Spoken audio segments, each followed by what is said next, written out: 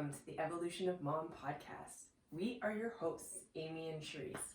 I hope you enjoyed our last episode on self-care. Is it selfish or selfless? Today's episode is all about community. Are the people in your life helping you or hurting you? It's a very powerful question. It's a very hard topic. It's important, though, to have that evaluation in your life. It's an important, actually, part of self-care, allowing the influence in your life, right? I feel like that's a big part of self-care, is who has influence in your life. And I love the study that says we are the average of the 5 people we hang out with the most. The 5 people we spend the most time with have the most influence on our day-to-day, on our activity level, on our health, on our finances. Like, it's amazing how you become the average. I love the saying where if you sit down to dinner and there's 5 of you and 4 of them order dessert, you're going to be the 5th person to order dessert. Yeah.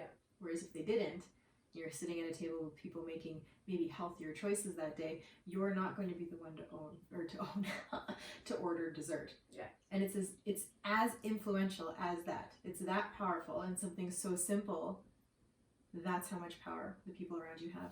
That absolutely is. Like, if you look at the people closest to you, chances are you're in a very similar financial situation. Mm-hmm. You're in a very similar life spot.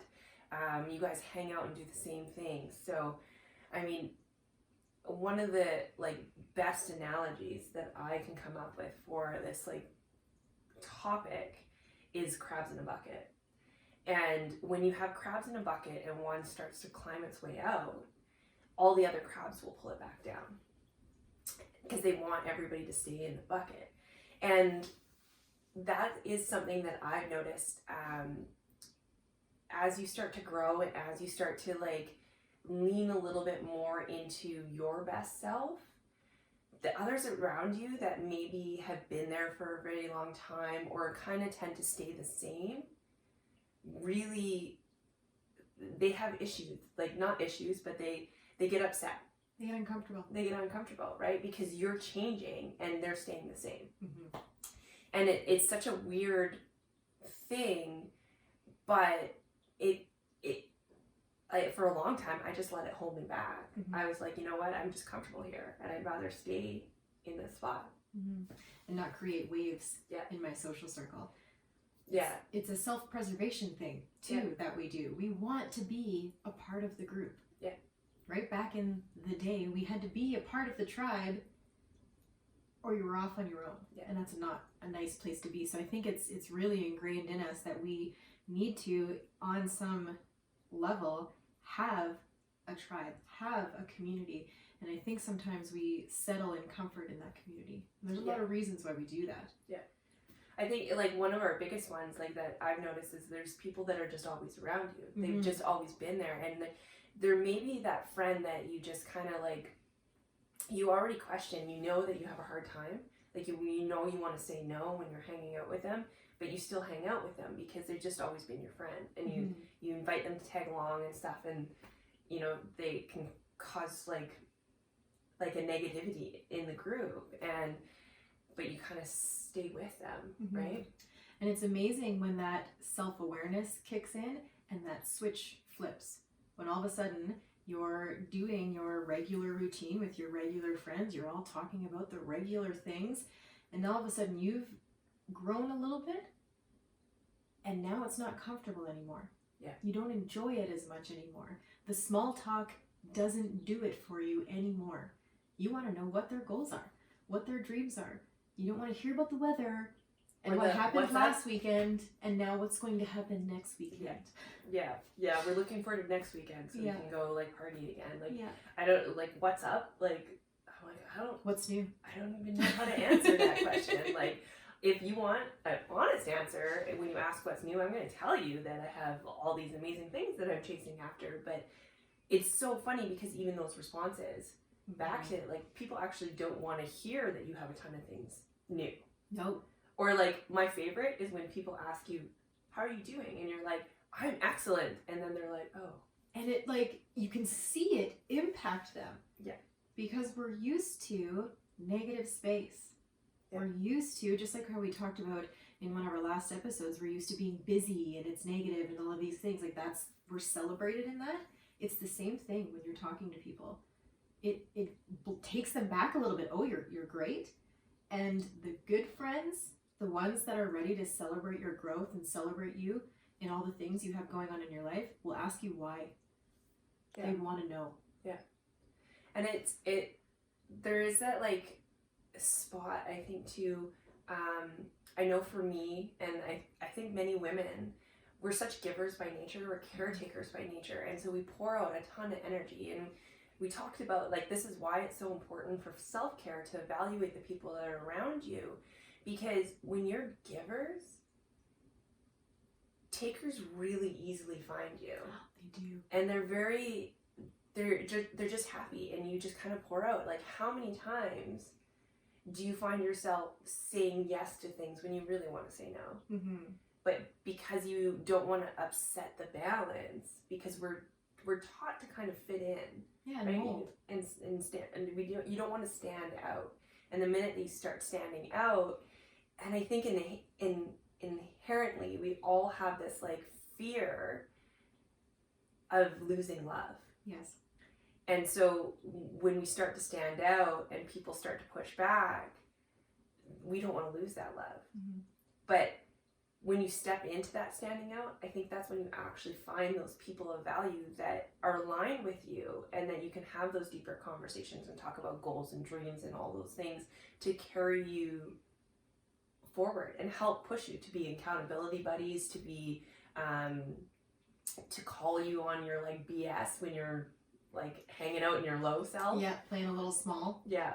And so it's such a weird concept, because in order to reach your highest self, you sometimes have to let people go, because they'll be that crab in the bucket where they're holding you back. Mm-hmm.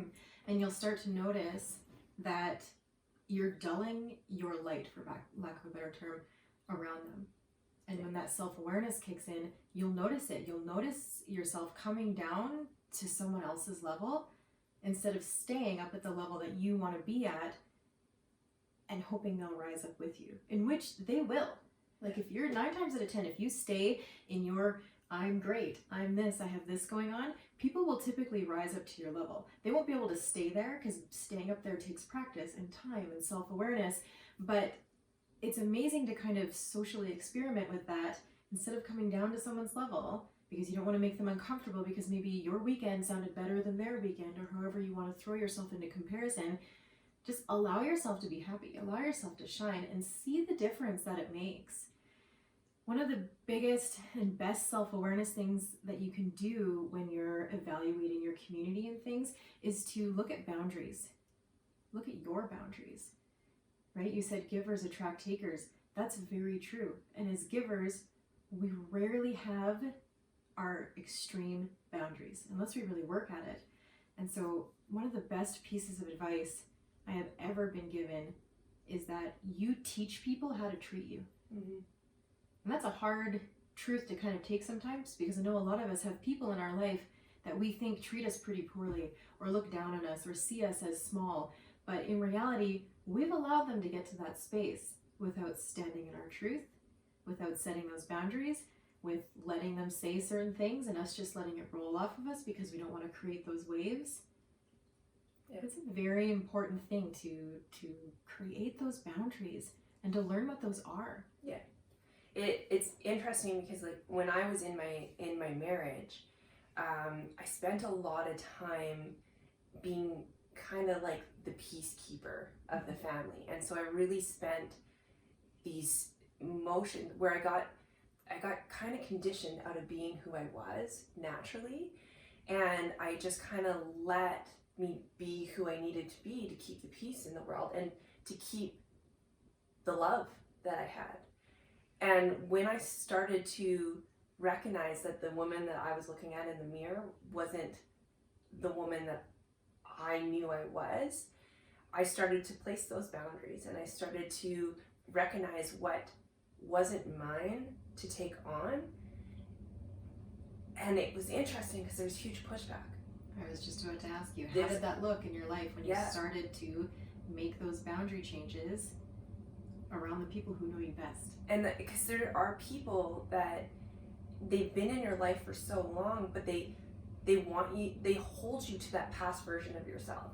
And the minute that you step into the version that you are now, because it's always changing.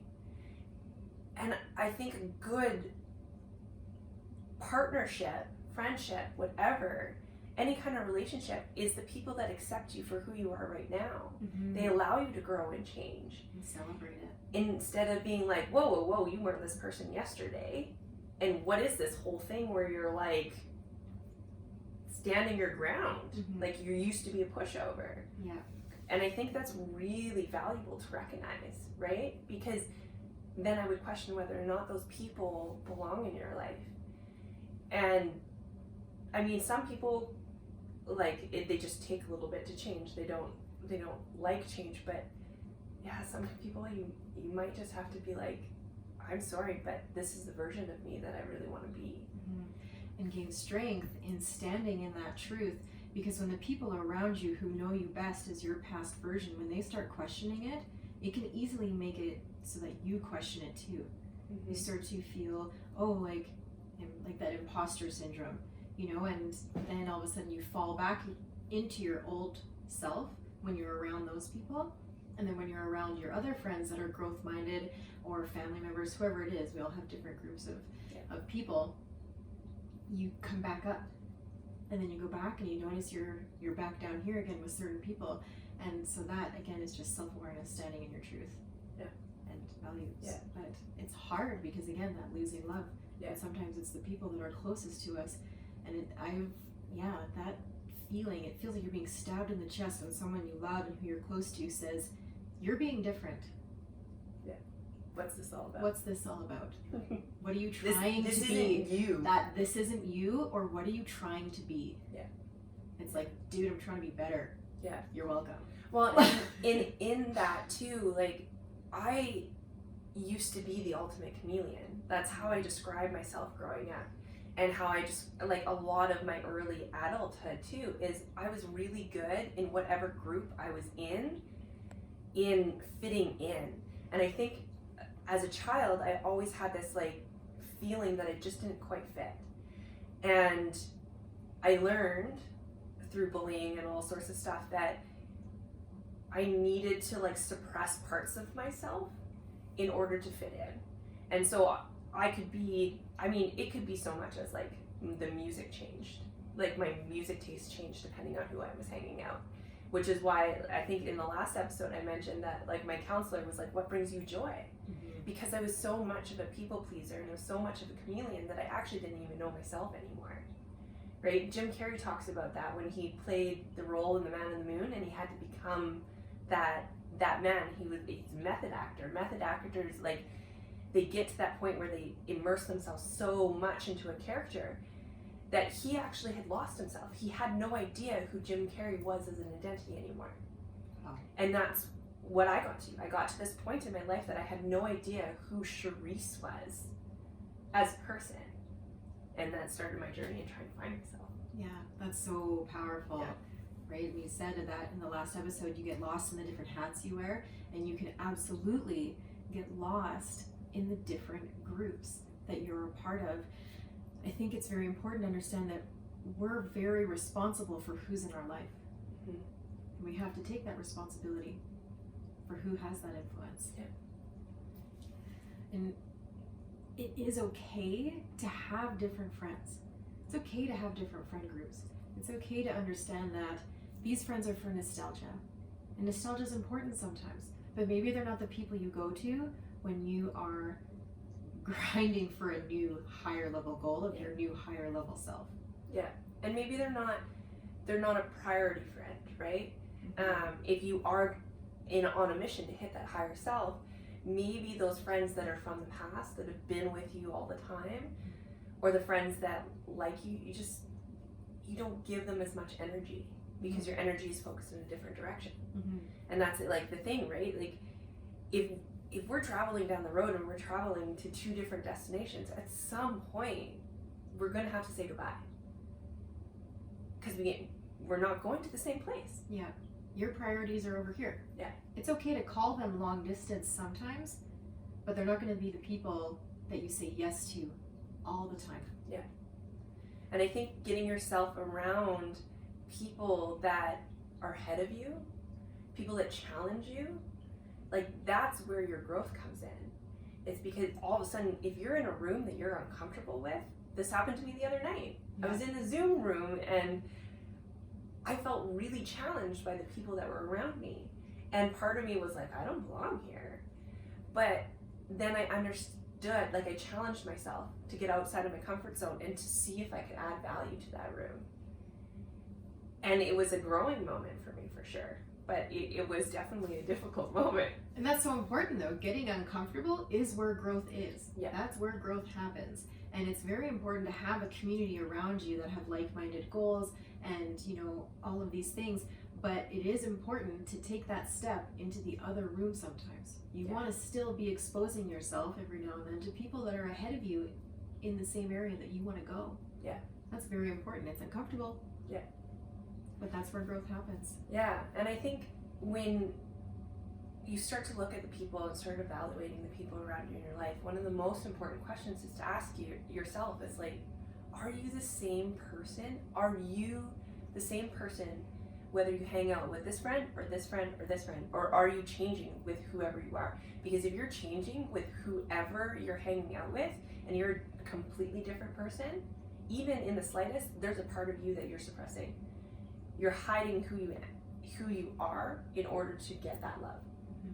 So I think that's a very, very real question, because leaning into your authenticity and who you are, that is where those people are going to come and they're going to walk into your life and accept you for who you are. Mm-hmm. Yeah, and the people that you're, you know, being that chameleon for, they have to allow you that space. They have to allow you to be that person in there, that self-awareness again of if you're changing. And if they don't, if it makes them uncomfortable, you have to be okay with them falling away a little bit. Because if it's going to hinder your growth, it's not worth it. It sounds very selfish. Yeah. But these are the kind of decisions and these are the kind of things in life that take a selfish decision. Yeah. Because you can choose to either stay where you are or choose to continue on to the destination that you need to go. Mm-hmm. Right? You can stay at that fork in the road, or you can follow your friend to wherever they're going. Or you can choose to take your own destination. And I think as a takeaway, asking yourself, who is influencing you? And what kind of effect do they have on you? Are they getting you closer to where you want to go?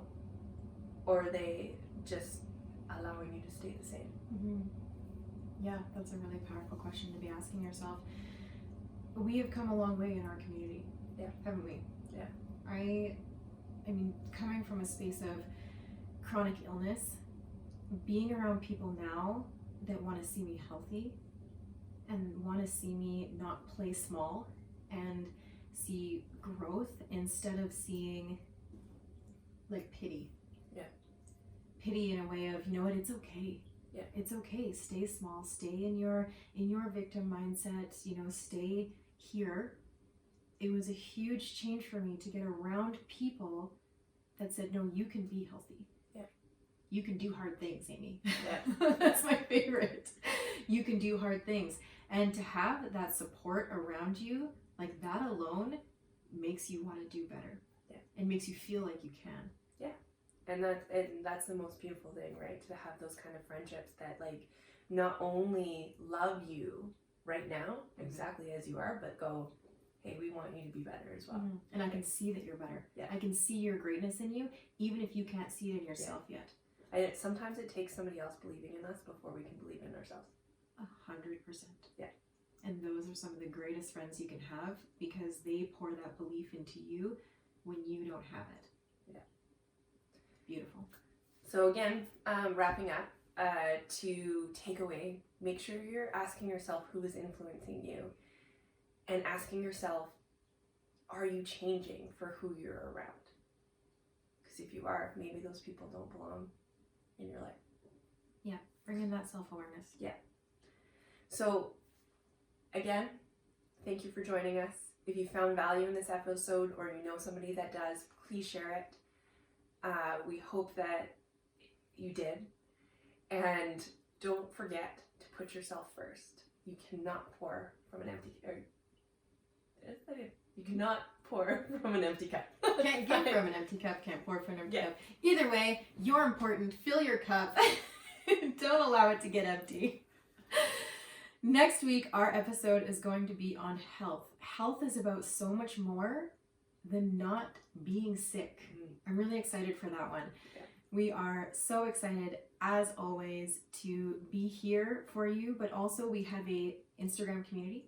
Yeah. We have a Facebook community that we are now setting up as well, where we're going to be hosting monthly Zoom calls at the end of every month, the last Tuesday of every month, where we can have a safe space to share, connect, hear your voice.